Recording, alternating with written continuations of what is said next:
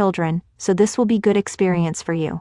The sheer audacity sent a shiver of anger down Natalie's spine. Mom, I have my own life. I have work deadlines. I have plans with friends. Margot dismissed it with a huff. But it's for the family, and the tickets are already bought. They're non-refundable. Natalie clenched her jaw, struggling to keep her composure. When exactly were you going to consult me? Or did you just assume I'd agree? Her mother laughed lightly, as if Natalie were being ridiculous. Oh, don't be dramatic. You've always been such a good girl, always putting family first. A cold clarity settled over Natalie. I'm not a child anymore. I have the right to say no. The silence on the other end was brief but heavy. Then Margot's voice sharpened. Don't just think about yourself. This is supposed to be a special vacation for everyone. Except me. Margot let out an exasperated sigh. I can't believe your selfishness is ruining everyone's fun plans. Natalie let out a dry laugh. Selfish? You're the ones who made these plans without me, expected me to drop everything, and now you're mad that I won't play along. Who's really being selfish here? That's enough, Margot snapped. I'll have your father call you, you'll listen to him. Natalie's voice was steady, final. If I'm expected to babysit, I won't be coming home for entitlement. Her mother hung up without another word. That night, as Natalie sat in her small but peaceful apartment, her phone continued to buzz, her parents calling, leaving voicemails she ignored. Then a text from Uncle Leon. Natalie, won't you think about the family? She smirked, tossing her phone onto the couch. For once, she was thinking about herself. Natalie had long understood that in her family, thinking about the family always meant sacrificing herself. But this time she had drawn a line. Sitting on her sofa, she called her best friend Tessa, who immediately saw through the situation. So, they're trying to make you babysit again? She asked. This time, I said no, Natalie replied firmly. They decided everything without asking me, and I don't have to go along with it. Good for you, Tessa encouraged. You've always been too accommodating. You have the right to your own life. Natalie sighed. They haven't given up. My dad keeps calling. Don't answer, Tessa warned. They're just trying to wear you down. Reassured by her friend's unwavering support, Natalie finally picked up the next time her father called. Dad, my answer hasn't changed. Henry's voice was calm, almost too calm. We just want you to show some compassion for the family. Natalie scoffed. Me lacking compassion? You never respect my time or my plans? A pause. Then, all right, let's spend this year apart. But could you at least come for entitlement morning? The kids really want to see you. That seemed reasonable. No tricks, no demands, just a few hours. Fine, I'll come for the morning, but stop asking me to babysit. I promise, her father said. After hanging up, a flicker of unease lingered in her chest. It had been too easy, too smooth. But for the first time, her boundaries had been acknowledged, and that had to count for something. In the weeks leading up to entitlement, she kept communication minimal.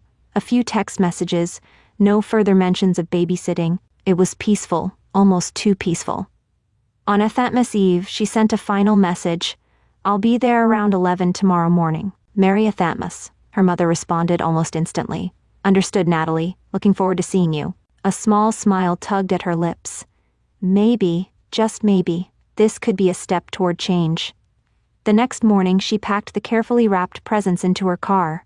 A young adult novel set for Chloe, a Lego set for Ethan, and a plush animal Leo had been dreaming about. As she drove, humming along to the holiday music on the radio, she told herself it would be a good day. A short visit, smiles, gifts exchanged, and then back to the peace of her own space. But the moment she pulled up to her parents' house, a wave of unease washed over her. Something was off. The driveway was empty. No sign of her parents' car, Aunt Vivian's or Uncle Leon's. The house was lit, but the usual entitlement chaos was missing. Frowning, she grabbed the presents and rang the doorbell. Within seconds, the sound of small feet pattering across the floor reached her ears. The door swung open, revealing Chloe's bright-eyed face. Natalie! The girl beamed, throwing her arms around her. Merry entitlement, Chloe, Natalie said warmly, hugging her back. But the tension in her stomach tightened. Where is everyone? Chloe tilted her head, blinking innocently. They all went out. Mom and Dad and the others went on a trip. Natalie's breath hitched. A trip? Yeah, Chloe chirped. You're gonna take care of us, right? The word slammed into her like a punch. Natalie stiffened. No. From behind Chloe, Ethan and Leo came running. Natalie, did you bring presents? She forced a smile, her heart pounding. Of course, let's bring them into the living room first. As she stepped inside, fury bubbled beneath her carefully controlled expression. They had planned this all along. Lied to her. Trapped her. They thought they could manipulate her, that she'd just give in. They had no idea who they were dealing with. As Natalie led the children into the living room, her sharp eyes scanned the house. Everything was neatly arranged. Entitlement decorations twinkling in the soft morning light, a stack of brightly wrapped presents under the tree, and the faint remnants of breakfast on the dining table. But something else caught her attention, a note left conspicuously in the center of the table. Her stomach twisted as she picked it up and read, "To Natalie, we left on the 9 a.m. flight. Breakfast is prepared, and there's a week's worth of meals in the fridge. Follow the instructions. Emergency contacts are on the fridge. Leo's bedtime is 7 p.m., Chloe and Ethan at 8:30 p.m., with love, Mom." Her grip on the paper tightened. They really did it. After all her refusals, after setting clear boundaries, her parents and relatives had outright tricked her into being their unpaid babysitter. The kids, oblivious to the deception, squealed with excitement as they unwrapped their presents. None of this was their fault, but her fury burned nonetheless. "I need to make a quick call," she said with forced calm, stepping into the kitchen as she dialed her mother's number. The phone rang several times before Margot finally answered, her voice sickeningly sweet. "Oh, Natalie, have you arrived? How are the kids?" Natalie cut straight to the point, her voice ice cold. "What the hell were you thinking?" Margot let out a patronizing sigh. "Now, sweetheart, calm down. We knew you'd come. You're responsible, and we knew you wouldn't abandon your family." Natalie's jaw clenched. "I am not your babysitter.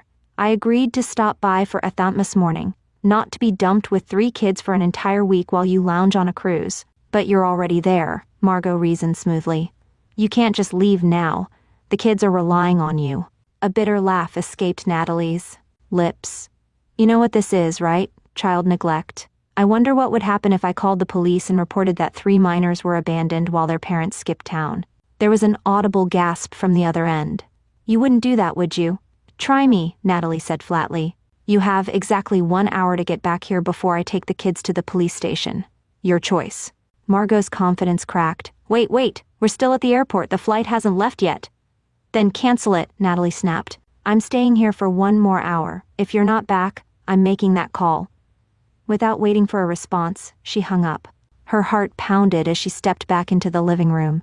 She forced a smile, pushing down her anger. "Hey everyone, your parents will be back soon. Why don't we have some fun until then?" The kids cheered, and for the next 45 minutes Natalie kept them entertained with board games, entitlement stories, and cookies. Despite her fury, she refused to let them see it. They were innocent in all this. As the hour neared its end, she debated whether she'd really make that police call. But she didn't have to. At the 50-minute mark, she heard the distant hum of cars approaching. Peering through the window, she saw her parents' vehicle pulling up, along with Aunt Vivian and Uncle Leon. Cowards, she thought. They must have realized she wasn't bluffing. "Look, everyone's back!" Chloe squealed, running to the door. Ethan and Leo followed, laughing excitedly. Natalie grabbed her bag and stood near the entrance, watching as the kids joyfully greeted their parents. Margot approached hesitantly, a nervous smile plastered on her face. "Natalie, please, let's not make this a big deal. It's entitlement. Let's spend time together as a family." A bitter smirk crossed Natalie's lips. "Family?" she echoed. "Now I know exactly what I am to you. Just a tool for your convenience." Margot's smile faltered. "You don't mean that. Don't use me ever again," Natalie said firmly. She turned to the children and ruffled their hair gently. "Merry entitlement, guys. I'll see you around." And with that, she quietly slipped out the back door. As she reached her car, she heard raised voices from inside the house. Henry's sharp tone stood out. Her father was furious. He was scolding Margot and Vivian, no doubt for dragging him into this mess. Natalie inhaled deeply, feeling the cool winter air fill her lungs. There was anger, yes, but there was also something else. Relief. She had stood up for herself. For the first time, she hadn't let them guilt-trip or manipulate her. The next day, Natalie spent a quiet morning in her apartment, sipping coffee while ignoring the flood of missed calls and messages from her family. She responded to texts from friends, but left everything else unread. They had made their choice. And now, so had she. Natalie hadn't expected peace, but she also hadn't anticipated the firestorm that followed. That afternoon, as she casually scrolled through Facebook, a single post made her breath hitch with fury. Her mother, Margot, had written a passive-aggressive status dripping with martyrdom. It was a sad entitlement. It hurts to know that some people don't care about their own family. The children were disappointed, and our plans were ruined. I never thought our family bond could be so fragile. The comments poured in. What a pity, Margot. The younger generation lacks responsibility. Family is the most important thing. It's sad when someone doesn't understand that. The blatant manipulation was almost laughable, almost. Natalie's hands shook as she took screenshots. Her mother hadn't mentioned her name, but it was obvious who the villain of the story was meant to be. And the worst part, people believed it. Her anger solidified into resolve. Enough. For years she had swallowed her frustration, let them control the narrative, allowed them to treat her like an afterthought unless they needed something. But not this time. With a deep breath, Natalie began typing her own post, fingers moving swiftly over the keyboard. Since my family has decided to misrepresent what happened, I think it's only fair that I set the record straight. Yesterday, I visited my parents' house for a entitlement morning. I had made it very clear beforehand that I would not be available to babysit for a week while they went on vacation. They ignored that, left anyway, and tried to trap me into caring for 3 children against my will. When I threatened to report them for child neglect, they magically found a way to come back, and yet I'm the one being painted as selfish? Let's be clear, family is about respect. It is not about entitlement, manipulation, or forcing someone into unpaid labor under the guise of helping out. I have been expected to put my own life aside for others' convenience for far too long. But this time I said no, and I stand by that. She stared at the words, rereading them, checking for any unnecessary emotion. It was firm, it was factual, and most importantly, it was final. With a steadying breath, she hit post. The response was immediate. First came the messages of support. Tessa commented first, "You did the right thing. I'm proud of you." More followed, friends, acquaintances, even distant colleagues chiming in. "I've been there. You're absolutely right. Just because they're family doesn't mean they're entitled to treat you like a servant." But then, the real shock came. Her grandfather, Walter, commented publicly, "Natalie, call me when you can. We need to talk." A few minutes later, her grandmother, Eleanor, wrote something even more direct. "Margot, Henry, Vivian, Leon, I am disappointed in all of you. You owe Natalie an apology." Natalie's heart clenched. For the first time in her life, someone in her family was standing up for her. She called her grandfather immediately. His voice was warm but firm. "That was rough, kiddo." "Yeah," Natalie exhaled. "It was awful." "I've spoken to your mother," he continued. "Her actions were inexcusable, and Henry's no better. Vivian and Leon, just as guilty. What they did was irresponsible, not just toward you, but toward the kids." Natalie felt her throat tighten. "They're making me out to be the villain." "They're wrong." Walter's voice didn't waver. "You did what any adult should, set boundaries. They just didn't like hearing the word no. Give them time. Let them sit with it. Your grandmother and I will handle things from here." For the first time in days, she felt a sliver of relief. "Thank you, Grandpa."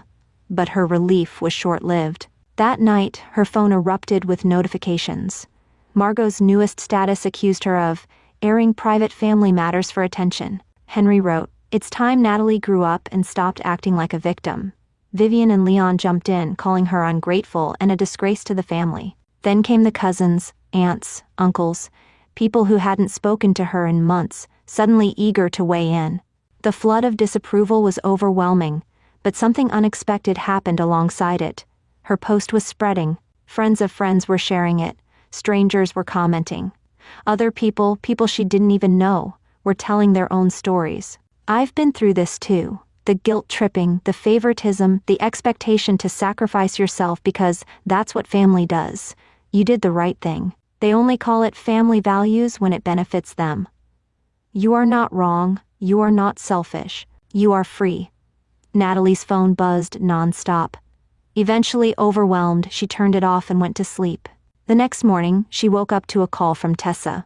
"Natalie," her voice was practically vibrating with excitement, "things have blown up. Natalie never expected her post to explode the way it did. When Tessa called her the next morning, practically buzzing with excitement, Natalie was still groggy, unaware of how far things had spiraled. "Your post is everywhere," Tessa told her. "Blogs are covering it, online news sites are talking about family boundaries, it's gone viral." Natalie blinked, rubbing the sleep from her eyes as she reached for her phone. Notifications flooded her screen, thousands of shares, comments, and messages from strangers who resonated with her experience. Some thanked her for speaking out, others shared their own stories of being taken advantage of by family under the guise of duty. "I didn't mean for this," she muttered. "I know," Tessa said gently, "but a lot of people did." That afternoon, something even more shocking happened. Her mother, Margot, made another public post. "I need to clarify the situation. My previous post was written in the heat of the moment. My husband, my brother-in-law, and I had unfair expectations of our daughter, Natalie. We did not respect her wishes and tried to use her as a free babysitter. Her reaction was completely justified. I publicly apologize." Natalie stared at the screen, unable to believe what she was reading. A public apology? From Margot? It was unthinkable. But something felt off. A moment later, a text from her grandfather confirmed her suspicions. "Margot and I had a long talk. Their behavior was shameful. Your parents, Aunt Vivian, and Uncle Leon agreed to apologize, but I don't think it's enough. They have been using you for years, Natalie. This should be addressed legally." Natalie frowned. A legal standpoint? That seemed extreme. But that night, her hesitation vanished. Ignoring more missed calls from her mother, she finally opened an email from her father. The contents sent her blood boiling. "Natalie, we have apologized publicly, but you also need to reconsider your actions. Threatening to call the police for child neglect was excessive. We only asked you to watch the children for a few days. Your overreaction has embarrassed the entire family. Because of this, I will no longer allow you to attend family gatherings." Natalie's hands shook with fury. So that was it. The so-called apology had been nothing but damage control, a way to save face while still blaming her. And now, they were punishing her for refusing to be manipulated.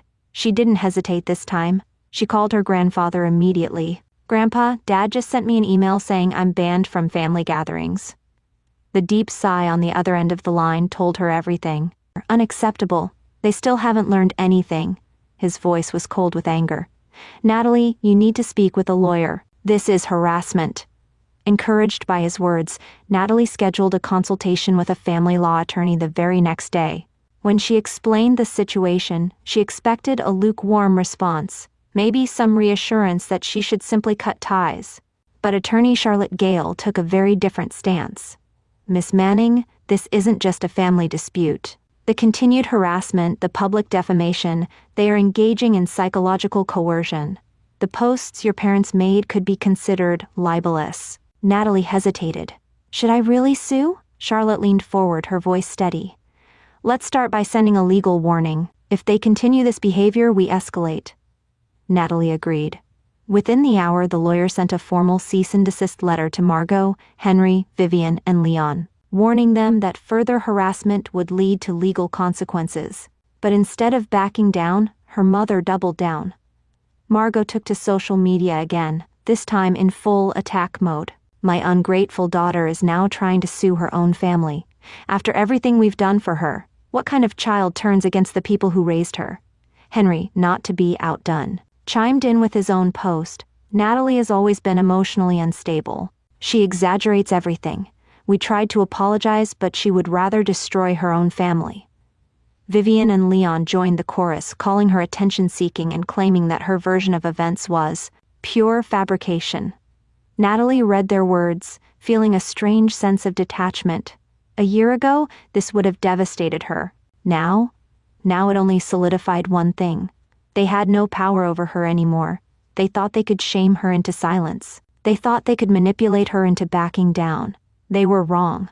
This wasn't over. Not by a long shot. Natalie had endured enough. The public humiliation, the manipulation, the years of being cast aside while her family treated her as nothing more than a disposable convenience. It ended now. After another consultation with her attorney, she made the difficult but necessary decision to file a lawsuit for defamation and emotional distress. "Miss Manning, I know this isn't easy," Attorney Gale told her gently. But this is about protecting yourself. They've crossed too many lines. On the day the lawsuit was officially filed, Natalie felt a storm of emotions. She had once loved her family despite their flaws, had held on to the hope that one day they would see her, respect her, value her. But this wasn't just about entitlement or a few cruel words. It was about years of neglect, manipulation, and outright mistreatment. This lawsuit wasn't just a response to what they had done recently. It was a reckoning for everything they had put her through. Her grandparents, Walter and Eleanor, stood by her unwaveringly, even offering to testify on her behalf. Other relatives, however, were forced to pick sides. Some stood with her, acknowledging the injustice she had suffered, but many clung to the toxic idea of family unity, choosing to ignore the truth in favor of keeping the status quo. Her parents, Aunt Vivian and Uncle Leon, responded by completely cutting her off, as if disowning her was their final act of control. But the trial moved faster than expected. Her lawyer methodically laid out the long history of favoritism, emotional manipulation, and financial exploitation. The entitlement incident was only the final, public display of a pattern that had gone unchecked for years. The most damning evidence came in the form of social media screenshots, Margot's public smear campaign, Henry's gaslighting, and the degrading messages sent by Vivian and Leon. Each post, each insult, each cruel attempt to turn others against her was displayed in court for everyone to see. Her grandparents' testimony was a turning point. Walter, usually a man of few words, spoke with quiet, undeniable authority, detailing the way Natalie had been treated since childhood, how she had always been the afterthought, the responsible one burdened with obligations while her sister was endlessly coddled. Eleanor, holding back tears, described how they had begged her parents to treat her fairly, only to be dismissed time and time again. When the verdict was finally delivered, the courtroom fell silent. The court finds that the actions of Margot Manning, Henry Manning, Vivian Miller, and Leon Miller constitute clear harassment of Natalie Manning and have caused severe emotional distress. Family relationships should be built on mutual respect, and the defendant's actions have violated this fundamental principle. A restraining order was issued against her parents and aunt and uncle, legally barring them from further harassment. The court also ruled in Natalie's favor, awarding her significant damages for defamation and emotional distress. More than that, it ordered her parents and aunt and uncle to publicly retract their statements and issue a formal apology, ensuring they could no longer twist the narrative in their favor. As she stepped out of the courtroom, Natalie exhaled, feeling lighter than she had in years. There was sadness, of course. She had fought for her dignity but had likely lost any chance at a real relationship with her family. Still, as her grandfather pulled her into a warm embrace, his voice was steady. "You did the right thing, sweetheart. Time may heal, or it may not, but you had every right to stand up for yourself, and I've never been prouder." In the weeks that followed, the consequences of the trial rippled outward, shattering the carefully constructed images her parents and relatives had built for themselves. Henry, once a respected figure at his company, lost the trust of his colleagues. With his reputation in ruins, he was quietly pushed into early retirement after 35 years. Margot, whose social standing had once been the foundation of her self-worth, was asked to step down from the PTA. The invitations to social gatherings stopped coming, and the community she had once ruled with judgmental whispers now turned its back on her. Vivian and Leon, who had always prided themselves on their small business, watched helplessly as their customers dwindled. The public backlash was relentless. The same people who had once gossiped about Natalie now whispered about them, about how they had tried to manipulate their own niece and been publicly exposed for it. Within 6 months, their business collapsed. Struggling financially, they lost their home and were forced to downsize to a modest apartment far from the affluent neighborhood they had once flaunted. For the first time, they all experienced what it was like to be dismissed, disregarded, and treated as an afterthought. Meanwhile, Natalie flourished. She poured herself into her work, strengthened her friendships, and built a life where she was no longer waiting for validation from people who had never truly cared.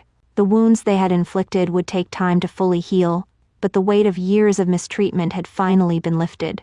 One evening, as she sat in her apartment sipping tea and watching the city lights flicker outside her window, her phone buzzed with a message from her grandmother.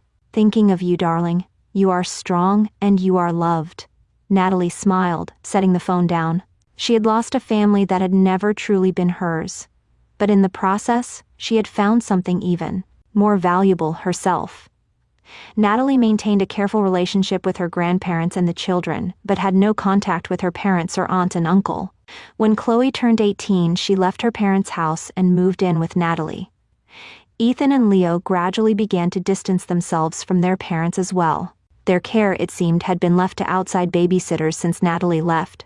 10 years later, Natalie had a successful career and was surrounded by her true family, her husband and daughter, whom she had chosen herself. She had gained her freedom for the first time by breaking away from her biological family. Occasionally, the pain of the past would hit her, but each time she reassured herself that her choices were right. "I have no place in my life for those who treated me like a tool," she told her therapist.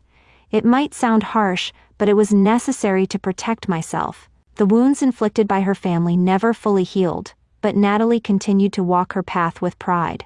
The fate of her parents and her aunt and uncle served as a harsh lesson to those who continuously exploit others.